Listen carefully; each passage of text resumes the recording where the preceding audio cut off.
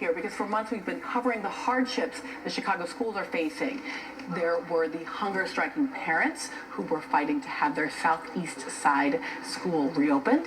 There were the major corruption scandals involving the former Chicago Public Schools chief who steered $23 million of the school system's no-bid contracts to a former employer to secure some serious kickbacks for herself, while the district itself faces major fiscal problems. And in the wake of the shooting tragedy in Oregon, the president in a news conference announcing Education Secretary Arne Duncan's resignation brought up the dangers of gun violence that Chicago school children face when he said, quote, kids are running for their lives just trying to get to school.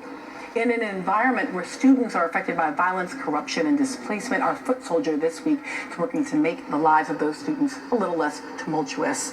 Brielle Siskin works for Umoja, a nonprofit student development group, as a restorative justice manager, but the kids at Sullivan High School in Chicago know her as the Peace Queen. That's because Brielle runs one of Umoja's 6 Chicago Peace Rooms, a safe space where students and faculty members can come together to work out their differences in a friendly environment, and Brielle is seeing results.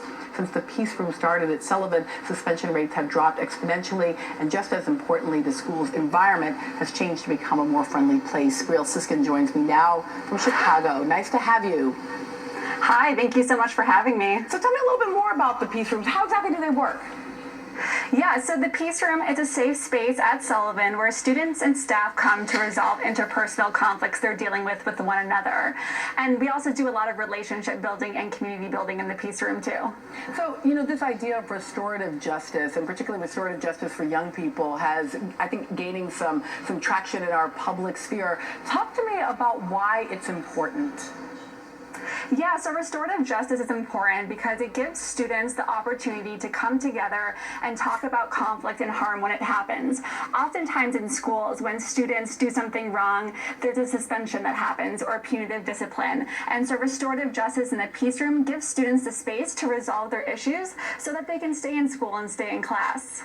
Sometimes as we've talked about these kind of strategies, whether it's curricular or co-curricular as the Peace Rooms are, we also talk about the realities of kids not having enough food to eat before school or during school hours, or the challenges they may be facing in their communities and neighborhoods before and after school hours. How does the Peace Room address some of those issues?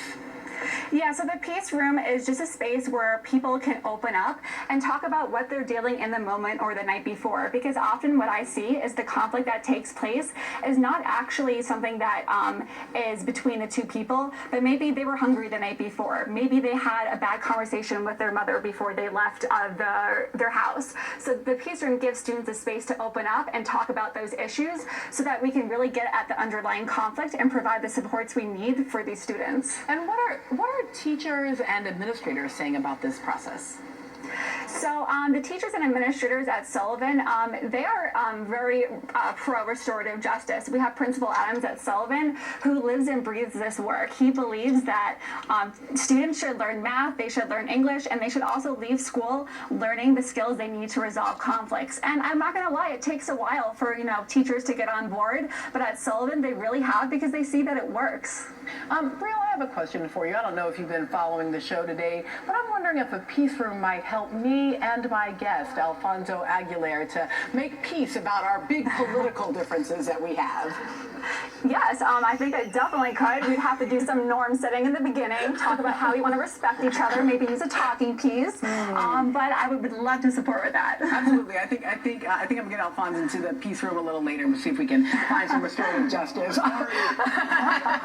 I want to say thank you to Brielle Siskin in Chicago, and thank you for being our foot soldier this week. Thank you. Thanks so much. Thanks. And that's our show for today. Thanks to you at home for watching. We will be back tomorrow morning.